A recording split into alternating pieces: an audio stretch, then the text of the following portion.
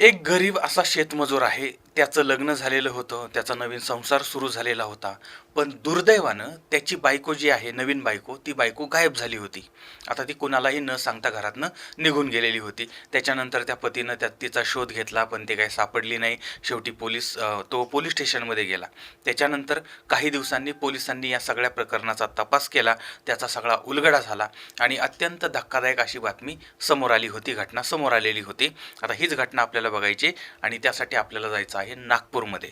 नागपूर या ठिकाणचा रामटेक तालुका आहे आणि त्या ठिकाणचं बोरी सिंगुरी नावाचा भाग आहे आणि या भागामध्ये छोटूलाल सामोलाल यादव नावाचा एक साधारण 21 वर्षाचा मजूर किंवा शेतीमध्ये काम करणारा कामगार राहतो आहे. सर्वसामान्य परिवार आहे, गरीब परिवारातला आहे. तर अशा पद्धतीचा हा मुलगा अत्यंत कष्टाळू आहे, अत्यंत मेहनती आहे आणि शेतामध्ये मेहनत करावी, रोज दिवसभर काम करावं, घाम गाळावा आणि रोजगार मिळवावा, अशा पद्धतीचा याचा दिनक्रम होता.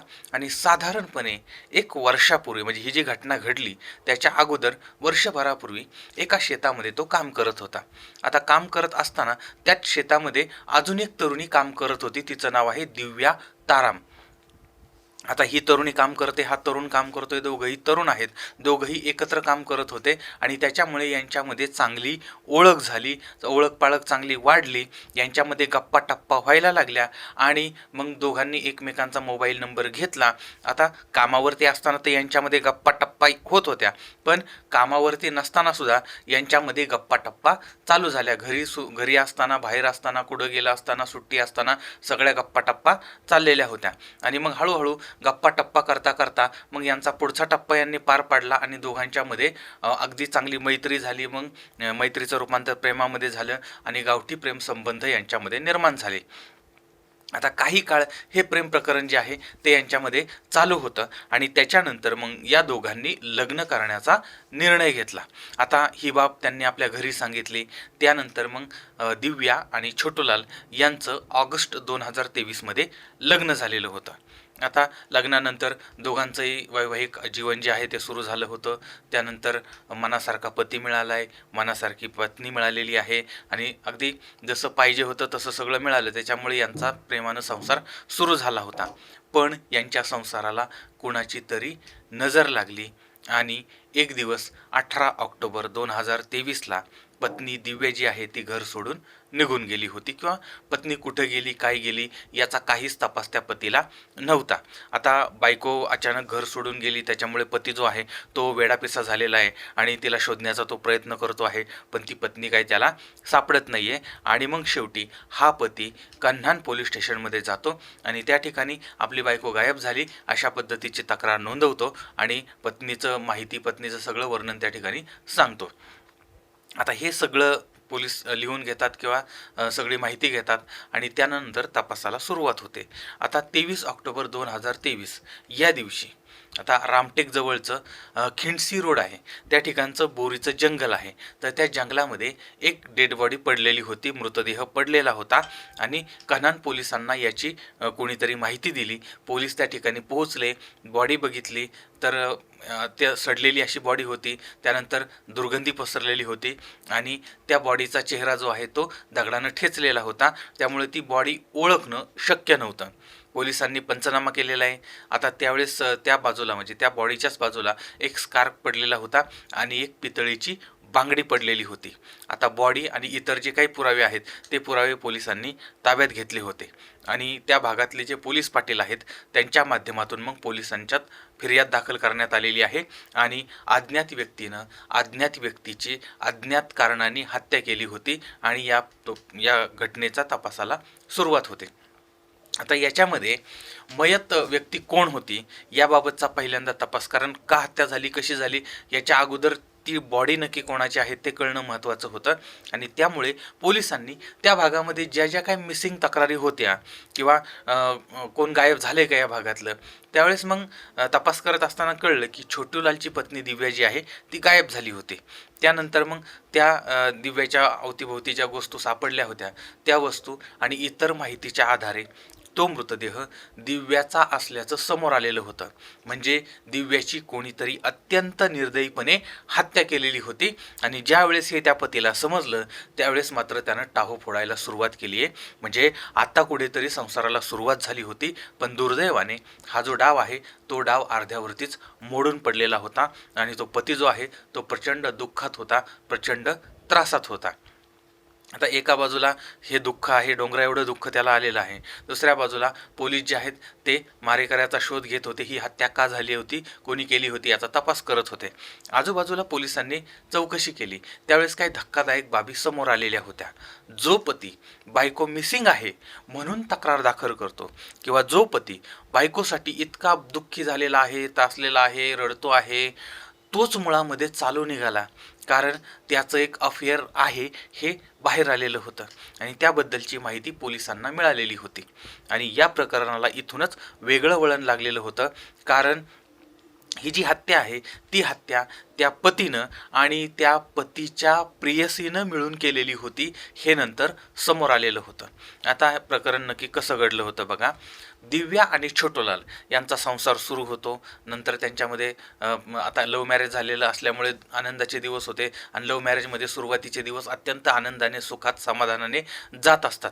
आणि आपला पती आपल्यावरती किती प्रेम करतो आहे असं त्या म्हणजे किती जीव लावतोय, आपल्याला मनासारखा जोडीदार मिळाला वगैरे असं त्या दिव्याला वाटत होतं. पण काही दिवसातच मात्र वेगळं प्रकरण समोर आलेलं होतं. या छोटूलालची अजून एक प्रेयसी होती, तिचं नाव होतं स्वीटी. आता ही जी स्वीटी आहे तिचं लग्नाच्या अगोदर याच्याशी जवळीक होती आणि तिला कळलं की आता आपल्या प्रियकराचं लग्न झालेलं आहे. त्यानंतर लग्नानंतर ती जी प्रेयसी आहे ती प्रेयसी या छोटूच्या घरी आली आणि तिनं त्या ठिकाणी गोंधळ घातला. आता त्याच्यामुळे दिव्याला पतीच्या प्रेयसीची माहिती मिळाली की आपण ज्याला आपला समजत होतो किंवा आपण ज्याच्यावरती एवढं जीवापाड प्रेम करतोय तर तो मात्र आपला नाहीच आहे, तो अगोदरच कोणाचा तरी झालेला होता आणि आपल्याशी प्रेमाचं तो नाटक करत होता. आता हे सगळं कळल्यानंतर दिव्याला मोठा धक्का बसलेला होता. म्हणजे ज्यांना आपलं मानलं होतं त्यांनी आपल्याला असा धोका दिला आणि त्यामुळे त्यांच्यामध्ये वादावादीला सुरुवात झालेली आहे. आणि आता ज्यावेळेस ते पत्नीला हे सगळं समोर आल्यानंतर मात्र ती आता जाब विचारायला लागली. त्यावेळेस मात्र हा वाद जो आहे तो अजूनच वाढलेला होता. आता दुसरीकडे छोटूलालची प्रेयसी स्वीटी जी आहे ती या छोटूलालबरोबर ती लग्न करायला तयार होते. आता हा विचार करत होता की एका बाजूला पत्नी आहे म्हणजे दिव्या आहे, हिच्याबरोबर ती लग्न झालेलं आहे, दुसऱ्या बाजूला स्वीटी आहे. आता काय करायचं. यानं आपल्या प्रेयसीसाठी त्याची माझी प्रेयसी आणि आजी बायको म्हणजे दिव्या हिला कायमचं संपवण्याचा निर्णय घेतलेला होता. म्हणजे आपल्या प्रेयसीसाठी आपल्या पत्नीला मारून टाकायचं आणि प्रेयसीबरोबर ती संसार करायचा असा प्लॅन यानं केला. आणि मग या दोघांनी मिळून म्हणजे स्वीटी आणि छोटू यांनी हा कट रचलेला आहे.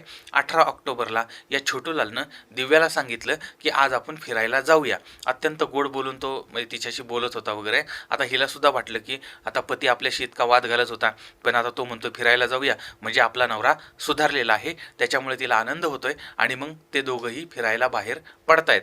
आणि फिरता फिरता हा तिला जंगलामध्ये घेऊन जातो आणि जंगलामध्ये एका ठिकाणी ती प्रेयसी स्वीटी सुद्धा होती. आणि मग हिला घेऊन तिथं पोहोचतो आणि नंतर ती प्रेयसी आणि हा छोटू हे दोघं मिळून तिचा गळा आवळतात. म्हणजे ओढणीनं तिची गळा आवळून हत्या करतात. आणि आता तिची डेड बॉडी तशीच टाकण्यापेक्षा त्यांनी तिची ओळख पटू नये याच्यासाठी तिचा चेहरा दगडानं वगैरे बिघडवून टाकला होता, ठेचून टाकलेला होता. आणि नंतर ती डेड बॉडी तशीच टाकली आणि हे दोघं निघून आले होते. आता हा घरी आला.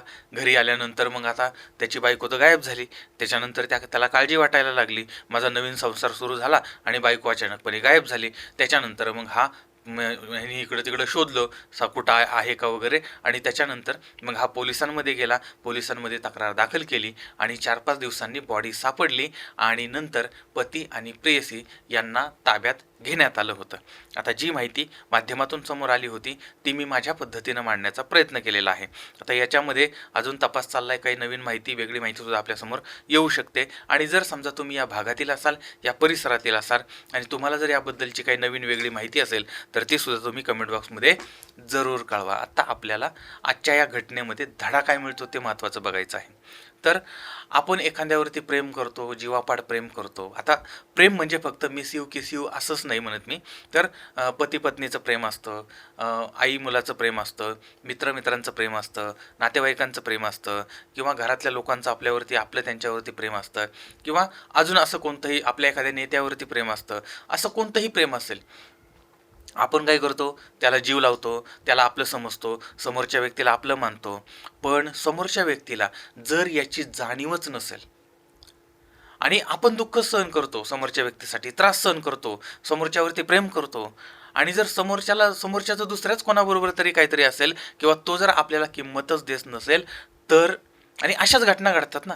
बऱ्याच वेळा असंच होतं ना, की आम्ही हे सगळं एकतर्फीच असतं.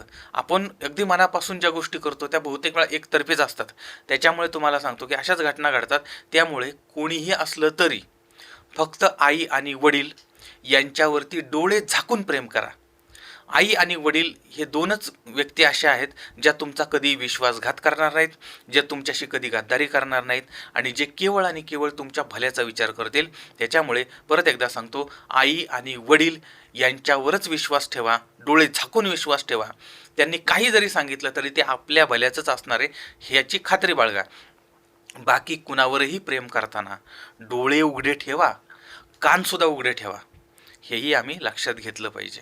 दुसरी गोष्ट, ज्या व्यक्तीबरोबर ती आपला वाद आहे, म्हणजे मागे मी सांगितले बरं का हे अनेक वेळा, ज्यांच्याबरोबर आपला वाद आहे, ज्यांच्याबरोबर आपली भांडणं आहेत, तर अशा व्यक्तीच्या बरोबर ती एकटं कुठं जायचं नाही. कारण हा राग आहे, रागाच्या भरामध्ये त्यांनी काय केलं, एकटं आपण गेलेलो असतो, त्याच्यासाठी अगोदर कोणीतरी आपल्याबरोबर अजून थर्ड पर्सन असलं पाहिजे किंवा आपण कुठं चाललोय हे आपल्या बाकीच्या माणसांना सुद्धा माहीत असलं पाहिजे. आणि अशा पद्धतीने असेल तरच त्या व्यक्तीबरोबर ती जा, नाहीतर ज्याच्याबरोबर ती काहीतरी वाद आहे त्याच्याबरोबर ती कधीच जायचं नाही, एकटं तर जायचंच नाही, हे कायम लक्षात ठेवायचं. तिसरी गोष्ट, जे लोक दुसऱ्याच्या संसारामध्ये विष घालवतात, म्हणजे आपण आता अशा अनेक घटना बघतो ना, की बाबा त्यांचा संसार चालला आहे, दोघं नवरा बायको जीवन जगतायत कसं तरी, तर अजून तिसरी कुठली तरी व्यक्ती जाते आणि ती म्हणते की मी तुझ्याशी लग्न करणार आहे आणि त्याच्यानंतर मग त्यांच्यामध्ये वाद व्हायला लागतो. म्हणजे माझ्या सुखासाठी मी तुझ्या बायकोचं वाटोळं करेन, तुझ्या पोराबाळांचं वाटोळं करेल, तुझ्या संसाराचं वाटोळं करेल, का तर मला माझं सुख पाहिजे म्हणून. म्हणजे अशी लोक समाजामध्ये आहेत आणि त्याच्यामुळे जी लोक असं करणारी आहेत किंवा जे दुसऱ्याच्या संसाराचं नुकसान करणारी आहेत, तर अशा लोकांना खरं तर कठोरात कठोर शिक्षा झाली तरच अशा गोष्टी बदलू शकतात. आणि याबद्दलचं तुम्हाला काय वाटतं ते सुद्धा मला, म्हणजे मी सांगतोय याचा अर्थ म्हणजे मला फार कळतंय अशातला भाग नाही, तर जे समाजामध्ये दिसतं, समोर जे जाणवतं त्याच्यावरती आपण बोलतोय. आणि कधी कधी काय होतं माहिती आहे का, आता माझ्यासारखा अडाणी माणूस सुद्धा बोलता बोलता एखादा असं वाक्य बोलून जातो की ज्याचा कधीतरी आपल्याला फायदा होऊन जातो किंवा आपण म्हणजे सहज अशा गोष्टी होत राहतात, त्याच्यामुळे आपण बोलत राहतो. आणि एवढ्या मोठ्या प्रमाणात जेव्हा प्रतिसाद मिळतोय त्यावेळेस लोकांनाही ते आवडतंय.